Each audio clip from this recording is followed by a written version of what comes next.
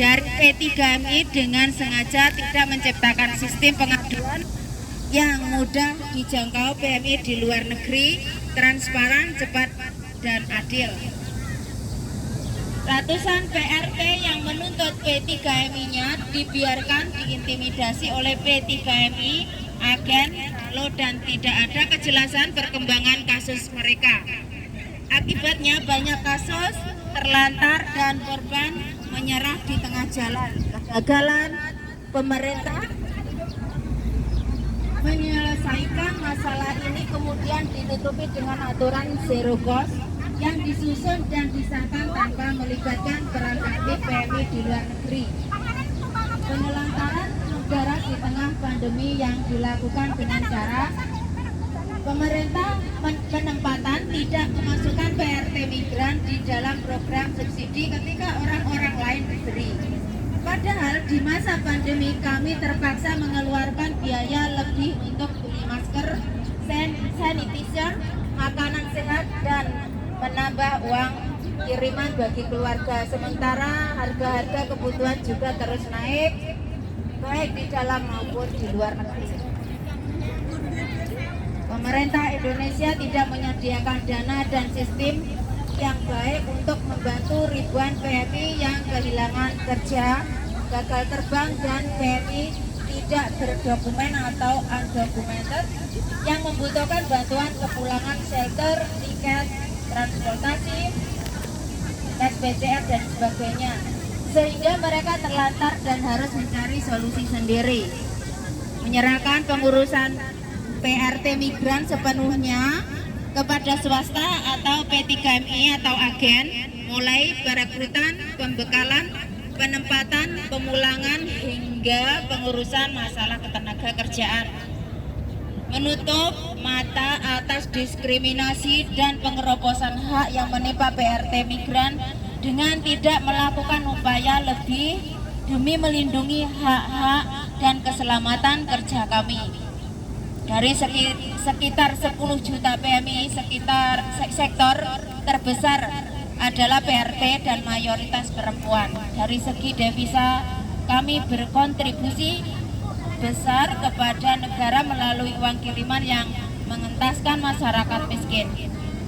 Kami juga membantu negara mengurangi angka pengangguran karena mereka yang tidak mendapat lapangan kerja layak di dalam negeri kini menjadi pekerja migran di luar negeri.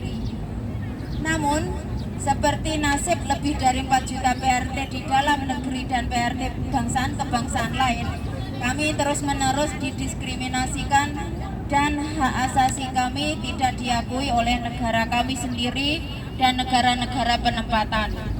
Para pemerintah ini menolak meratifikasi Konvensi Organisasi Buruh Internasional atau ILO untuk pengakuan PRT sebagai pekerja atau dikenal dengan ILO C-189 yang telah disahkan pada tanggal 16 Juni 2011. Padahal konvensi tersebut menjadi jalan pembuka bagi perlindungan hukum hak PRT selayaknya bekerja di bidang-bidang lain.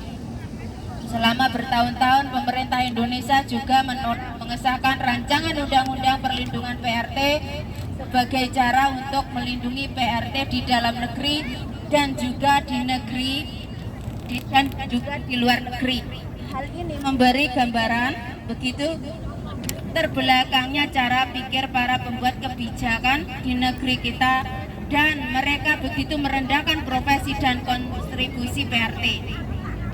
Akan tetapi, kenyataan inilah yang menyadarkan kami untuk tidak menitipkan nasib kepada siapapun.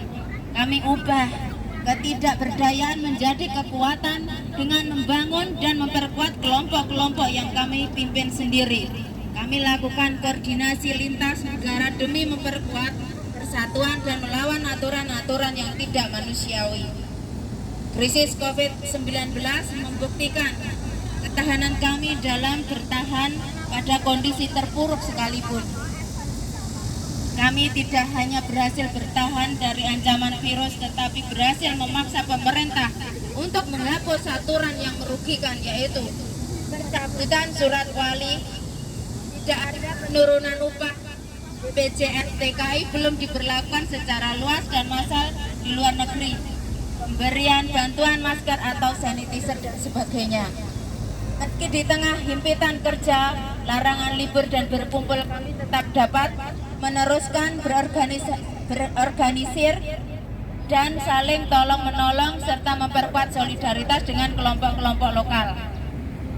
Kami belajar menganalisis perkembangan dan dengan sigap menyikapi aturan yang merugikan PRT migran dan anggota keluarganya. Ini adalah capaian besar yang patut diapresiasi. Namun, kami menyadari bahwa tantangan ke depan pasca pandemi akan lebih besar.